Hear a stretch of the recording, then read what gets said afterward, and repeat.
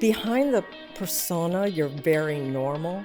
And I think people don't see you as being normal. They have a perception, of you being a different way. And really, it's just like anybody else for the most part. Well, you mentioned you call him roommate. I do. How did that start? I gotta know. I think it goes back to where I naively thought nobody would know who I was on social media. So, Roommate, and then he calls you princess. He does, in a very condescending way, yes.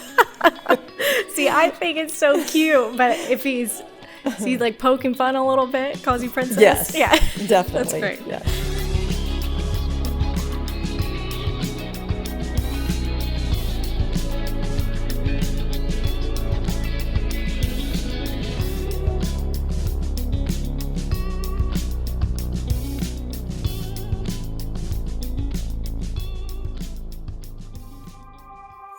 For Ellen Calipari, life alongside one of the biggest coaching names in college basketball has meant learning to live just outside the spotlight and laughing through it all.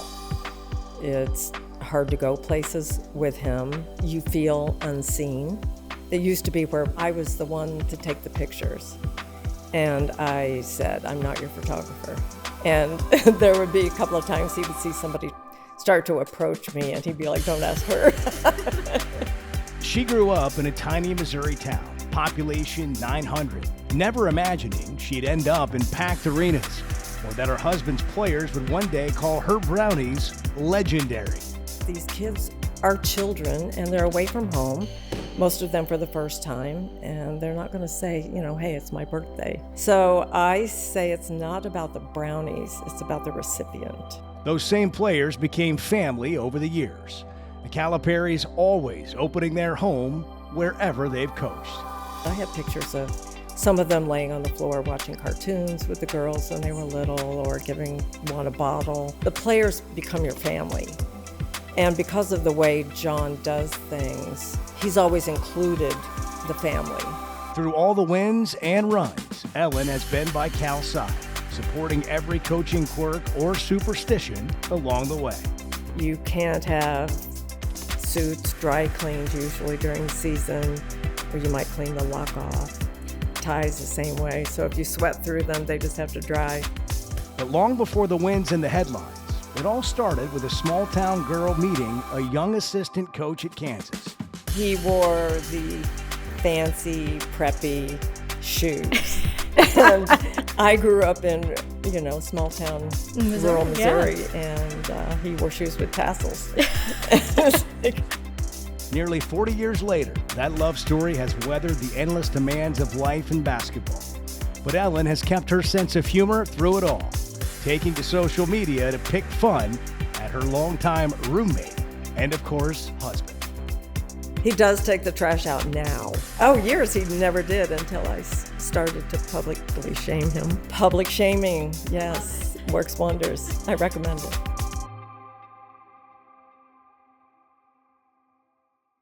Well, Ellen, thank you so much for sitting down with us. We got a special mic situation going on today, Dollar Shave Club. So what do you think of these razors we got? I like here? those, the red and white. They look pretty nice. I know the guys obviously use them, but I feel like I could use this. This is a nice little razor we got here. Yeah, it's great. But I got to start out because I feel like I'm sitting down with a little bit of an Instagram celebrity here. You've got almost 65,000 followers on Instagram now. Well, it's 60-ish. Yeah. 60-ish, still an accomplishment. How did that begin for you? I blame my middle child, Megan. Okay, she got you started. We were in New York at a game in a hotel room, and I was seeing all their pictures that they were putting on Instagram, but I was not seeing them because I wasn't on Instagram. Right. So she got me on it, and then she's the one that started me posting. Mm-hmm. I thought I was going to be on there anonymously, and she kind of put it out there that I was on there. So, well, then you started posting though, and everyone I feel like loves keeping up with your life on Instagram. I mean, what made you want to share that side of you? That's a good question because typically I'm a very private person and I'm a behind the scenes person. But I think just being places with my roommate and, you know, everyone sings his praises. He's so great. He does this, he does that. And he has some shortcomings. So I had to point it out. It's the chores, right? I see. Well, I Is he finally taking got out- him to do one chore. Okay. So And it's taking out the trash. public shaming. I love yes, works wonders. I recommend it. He does take the trash out, doesn't he? He does take the trash out now. Yes. No. Was it a Oh, years he never did until I started to publicly shame him. just start putting like a little gold star next to it? And or I something? think he heard enough And from that's other why people. you document it and Yes. put it on Instagram every time. Yes. That's so funny. So now I try to be sneaky, but I think he's always suspicious of me watching him. It's so good. And then also, I mean, it's refreshing to see like that side of him too, because like you said, people I think get this big side of Coach Cal and everything. And then you see like, you know, you have a family, you have a beautiful life here. You know, what's it like for you kind of showing that to anyone and everyone?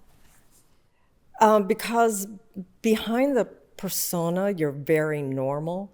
And I think people don't see you as being normal. They have a perception, you know, of you being a different way. And really, it's just like anybody else for the most part. Well, you mentioned you call him roommate. I do. How did that start? I got to know. I think it goes back to where I naively thought nobody would know who I was on social media. So, you know. Roommate. And then he calls you princess. He does in a very condescending way, yes. See, I think it's so cute, but if he's like poking fun a little bit, calls you princess. Yes, Yeah. definitely. That's great. Yes. But I mean, the two of you have been together for a really long time. And before we dive into all of that, I'd love to get some background on you because I feel like Razorback fans, they don't know that much about you yet. So you grew up in Missouri. I did. Tell me a little bit about life there. Grew up in a small rural town in Missouri, population about 900 people. Wow. 40 in my graduating class.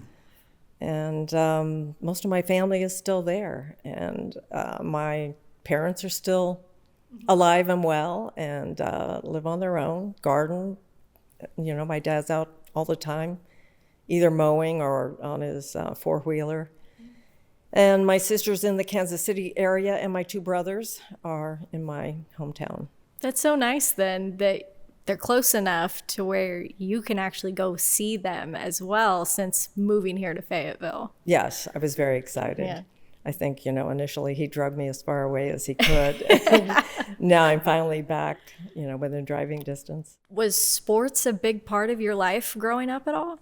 My life? No. Okay. My parents, yes. I'm more, I hate to say anti-sports. I would not miss it if this is Right. not what he did. Okay. So I'm in it more for personal reasons, for the kids, for him, Absolutely. you know. But other than that, You no, didn't grow I up don't playing watch it. I basketball or don't- anything? no. I was never accused of being an athlete. you know. Okay. So when the two of you met, did you know at all kind of what you were in store for with him being in the coaching world? Oh, I had no idea. No, I think there was no way to anticipate What it would turn into? Yeah, what would happen. So take me back. It's been almost 40 years for the two of you. How did you and Coach Cal meet? I was an account clerk in the athletic business office at the University of Kansas, and he was a volunteer assistant with Coach Brown at the time.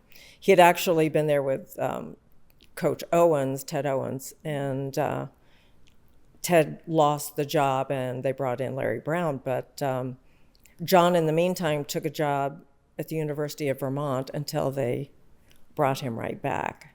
So, you know, it was workplace romance. Love. What was your impression of him, though, when you first met him? He wore the fancy, preppy shoes. And I grew up in small town, Missouri, rural Missouri, and he wore shoes with tassels. It wasn't your style. No, but somehow it kind of grew on me. It worked, yeah. Yes. When you started dating, obviously you go into this and he's coaching, but like you mentioned, you didn't know what it would turn into. What was that like for you trying to decide? Like, obviously, I mean, you're going to have to follow him now to all these different places, depending on where he would end up. You don't know what's ahead, and I think it's just you go with the flow, and obviously I would have to be easygoing to live with that guy. So I think that says something. And, we ended up, he got an assistant job at the University of Pittsburgh initially. And so we were there, I think, about a year. And that's where I had Aaron in Pittsburgh. And then he got a head coaching job, after that. So it kind of went quickly. But you just kind of go with it. Yeah. I mean, what a ride to be on as well, looking back at the career that he's had. But you talk about your family and having your kids and then going to all these different coaching stops as well. I wonder what that was like for you personally. You're raising a family at the same time. I'm sure that had its struggles as well. It did, because you're pretty much a single parent, but at the same time, you don't have your family around, so you kind of don't have a support group, and you're the one that has to acclimate to the community. They have a gym and players everywhere they go, and they go right away everywhere they go, and you're kind of left behind dealing with an aftermath that you didn't know was coming. But I focused on the kids, my children, and their well-being and what I could do for them, because I didn't have to move growing up. And I wanted it to, be as easy for them as it possibly could be. So that was my focus.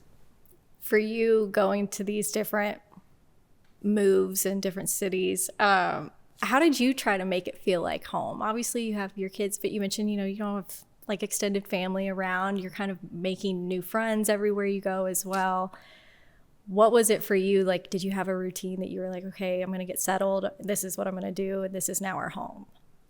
I guess there was nothing in particular that I did, that made it one way or the other. And he was also usually the house hunter, because he went ahead and I was behind. And, so it's kind of been just, whatever. We'll make do with what we have, and which maybe was good for the kids. And, my kids didn't mind me being around. So my focus was, where's the school going to be? What's the school going to be? And trying to, get them with kids and friends and make it the transition as easy as possible. What do the kids think about growing up around basketball all the time? What was that like for you, bringing them around practices and going to games and everything? I think they enjoyed it because, they would be on the court with the players. And, I have pictures. I don't have a lot of pictures because I didn't want to invade the privacy of the players when they were at the house. But it was just, I guess, normal life to them. But I have pictures of some of them laying on the floor watching cartoons with the girls when they were little, or giving one a bottle, or holding them, and things like that. So the players become your family. And because of the way John does things, with the players, he's always included the family, our family, as being part of their family. You mentioned that. I've heard so much about these brownies that you make. Why are they so infamous? I feel like everyone talks about them, but you make them for the players, I assume, right? I do, and only the players. Okay. So Cal doesn't get those at all? No. Just for the players? Just the players. When did that start? I think it took me a while, as you know. I think I started in Memphis doing it. I used to make chocolate chip cookies anytime we had the team up in Massachusetts years ago. But in Memphis, I think I started to realize that these kids are children and they're away from home, most of them for the first time, and they're not going to say, hey, it's my birthday. And to me, birthdays should be recognized and should be special. And so I say it's not about the brownies, it's about the recipient. And so you make it for them on their birthdays? So it's for them. That's so sweet. Do you bring it to them at practice, or are they coming here, or are we doing something? John usually takes them in, and I do have someone, since we play Memphis in an exhibition game, I got a DM from a past player that has a request. Oh, that's so sweet. Yeah. So they still remember, they know. Yes. The bond that you make with these players has to be pretty special too, but at the same time, a little difficult when you have to leave them and then you get a new batch or they graduate and they leave. In the early days especially, was it difficult for you at all watching them kind of move on to their next big thing? Obviously you want them to move on, but was it ever a little bittersweet for you? Yes. It's like, having your own kids leave home and graduate, and you're proud of them, what they've been through, and which gives you more of that, mom pride than I think just, a fan would have. When you talk about being proud as a mom, we got to talk about Brad too then. So walk me through like his journey and how he got, because obviously he's on staff now with Coach Cal at Arkansas, but what was that like for him growing up? What do you remember about his love for basketball? He always loved it. And my feeling was all three of them were either going to love it or hate it. Yeah. And either hate it because it took, their dad away, time-wise. But, even when we were at UMass, even when we were working basketball camps in the summer, we all did it. The girls and I did it. And then when we were in Memphis and Brad was little, he would be, in the camp and thought he was, bigger than he was. Yeah. And he would go out during timeouts at games sometimes and shoot. And he always did like to be watched. And he would be like, watch me, watch this, make sure you're watching. And so, I think he's made for the moment. So it's just, it's a hard moment to be involved in. Yeah. So. What's it like for you to see him with your husband on the bench and working with the team? Very proud of him. And I'm proud of him too because, he did go with Rod Strickland for a while in Brooklyn, and he was with Coach Stackhouse at Vanderbilt. Yep. And so he's had some exposure with other guys, and I think that's been good too. And I think he's done a very good job. It's not easy working with a parent. It doesn't matter who you are. Yeah. And, so I'm proud of him for, being as good as he has been with that. I'm sure it has its ups and downs. It does, Are you playing referee at all between the two of them sometimes, or are we past that? Not too much. It's been pretty good. Okay, that's great. So, yeah, surprisingly. And one thing I think about with Coach Cal that I've realized since he got here to Arkansas is just kind of the crowd that follows him almost everywhere he goes. It's hard to understand unless you've seen it with people, that it doesn't matter where he is, there's always someone in the room who wants to come up and say hi. For you mentioned earlier you're a little bit more of like a private person. That had to take some adjusting too, I'm sure. It did, and it does, and it's hard to go places with him because you feel unseen, as they say now. And, it used to be where before people started doing selfies as much as they do now. It was, I was the one to take the pictures. And I said, I'm not your photographer. And I just got to where I had to start walking away. And there would be a couple of times he would see somebody start to approach me and he'd be like, don't ask her. Don't do it. So does Coach Cal by any chance have any superstitions or traditions, things that he does? He's always had superstitions. I don't know if Really? I can remember all of them, but if we ever traveled, which was seldom, if we were in a hotel room, it would be me with my young daughters, and he wouldn't let us stay in his room or even on the same floor with him. Okay. And then my parents were not allowed to come to games because he considered them bad luck. Really? Yes, unfortunately. So they showed up yes. to one and they lost, I'm guessing? And- Yes. Yeah. And then there was a game they went to, I think it was St. Louis. Is that where Charlie Spoonhour was? Spoonhour? Back in the day. Yeah. And so John had him leave tickets for my parents, and they lost. Oh, there we So, go. definitely That's a was my workaround parents. right there. Yes, So it then was they get them. to go to games. Well, no, that Just the it was one? their fault. It validated Oh, what he always thought. that's funny. It was them. But nothing with the suits or putting Oh, his left gosh. sock on It's- before yes, his right or anything like socks, that. Suits, ties. It's yes, you can't have suits dry cleaned usually during the season, or you might clean the lock off. Ties the same way. So if you sweat through them, they just have to dry. You wash the shirts; those are fine. Socks Okay, are fine. You can wash But those. it's the same. Yeah, same. Can't wash ones. off the luck. No, funny. no. And also, I mean, he's always styling at games. Is he switching things up ever? Are you helping shop, or is that all him? That is all him. Yeah. I would not be responsible for for doing that. No, he's the one that does that himself. And they got away from wearing suits and ties for a while, and of course the staff wanted him to go back to that. And I think his compromise has been, the sport coat and tie on occasion maybe, but mostly just open collar. That's the compromise. Yeah. I like it. Yeah. I remember last season, actually postseason, you were at the St. John's game, and the camera came to you guys after Arkansas was about to finish it off and win the game. You seemed pretty emotional.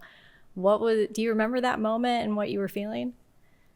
There's just been a lot, and the season was hard, and we'd been through a move. We had a dog that was sick, and which really, those things don't have a lot to do with it. But the struggles of the season, I think there's so much that people don't see.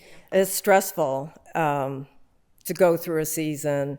They lost a few games, and what you see publicly is they put up a good front and talk positive, which you have to do. And, then when he walks in the door, he's fine. He doesn't talk basketball when he's at home, but he sits in his chair and just kind of has that internal dialogue of trying to keep himself positive so he can keep the players positive. So you don't know where the season's headed, and you just have to make the most of it at that time. And, they ended up rallying around, and, they ended up doing really well. So it's that success, it's the hard work that the players put in, it's a lot of things that, accumulate. Did you say he doesn't talk basketball when he's at home? No, surprisingly. Is that a rule or? It's or not he a rule. just- I don't know anything about basketball. Yeah. I've learned things along the way. I know what in the paint means. I've done more hours in the gym than I ever thought would be in my life.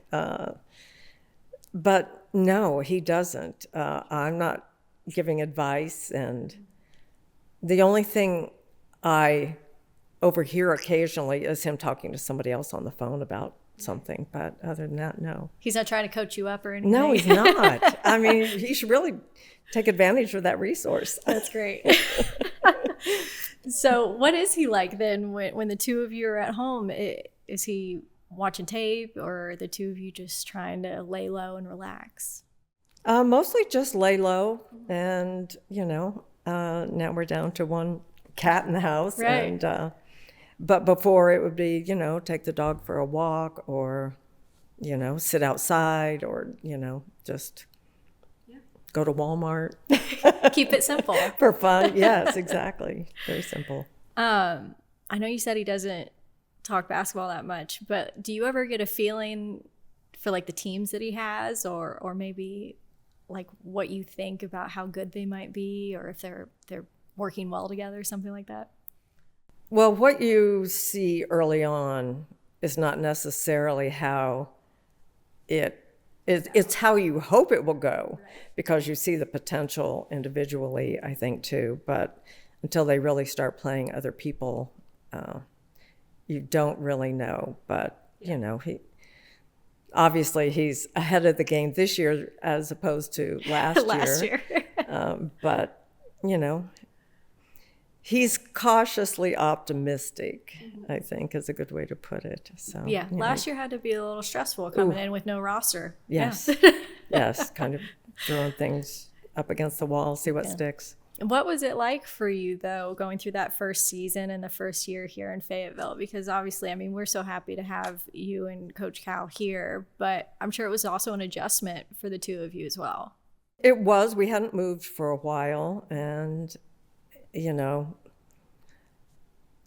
we had a dog that was not in good health. So, that was my focus, like my kids would have been my focus. And, we had construction going on at the house. And so it was a lot of chaos from a lot of directions. Yeah. But, we would have the players over, and it's, initially you don't know anybody and it's overwhelming. And I'm sure it is for them too.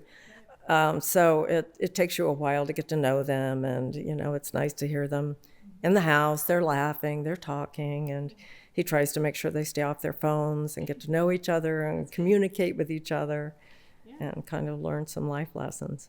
Now, actually, that I think about it, is this the room where you guys had the watch party for the players? It is, yes. For the tournament selection show? Yes, it is.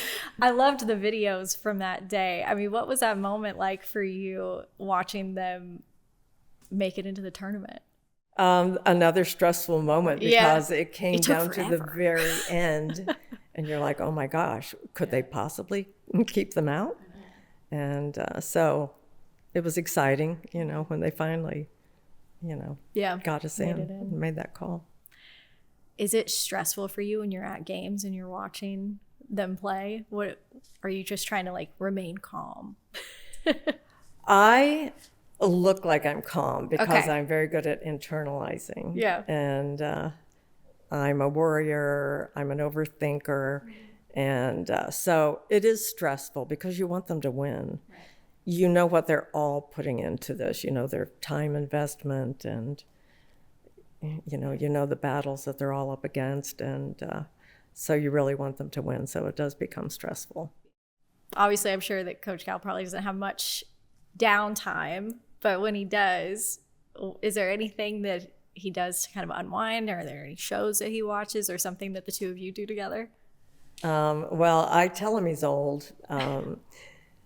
He likes the Hallmark Channel. He likes Lifetime. He likes black and white shows. Very into the Waltons, Andy Griffith, things like that. The Hallmark Christmas movies are coming up soon, Yes. so he'll be thrilled. Oh, I know. They start way too soon. Yeah, so hopefully I can resist. Do you enjoy that? Heck no. No.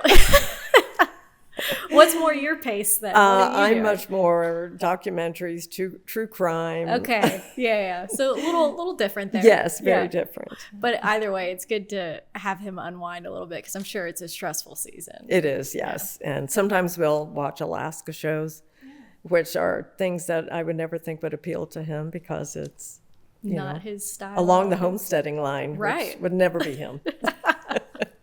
He's not an outdoorsy kind of guy. I wouldn't think so either. No. He doesn't strike me as an outdoorsy kind of guy. Or he's not very into manual labor. Yeah. That's why getting him to take the trash out is an accomplishment. It's a big deal, yeah. Yes. That's funny.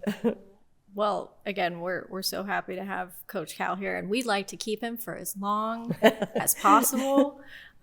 Is that ever a discussion with the two of you in terms of, how much longer he sees himself doing this, or? No, but, sometimes when things have gotten difficult, I have a child who has reminded him he doesn't need to do this anymore. Mm-hmm. And I said, stop telling him that, because if he stops, I have to deal with him. Yeah. So I will encourage him to keep going as long as he can. Yeah. Well, I mean, just hearing the stories of the two of you and the journey that you've been on, you could tell how much love the two of you have for each other. When you look back at your time together, what are you most proud of to this point? Because there's still a lot more to go. There is a lot more to go. I don't know. I think, it goes back to I'm proud of my kids and the people that they have, become. And you wonder if you can raise kids to be good people in an abnormal environment.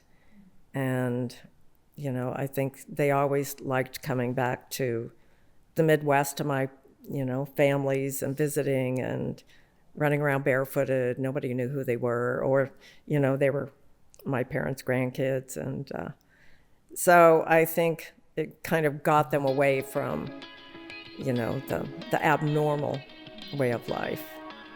But, I think other than that, just, he cares about the players. We both care about the players. And, we're there through anything with any of them. And, anytime any of them want brownies, there's always brownies in the bank. Well, Ellen, thank you so much for taking the time to sit down with us. It was great getting to hear a little bit of your story and some behind the scenes of what life is like for the Caliparis. Thank you for having me.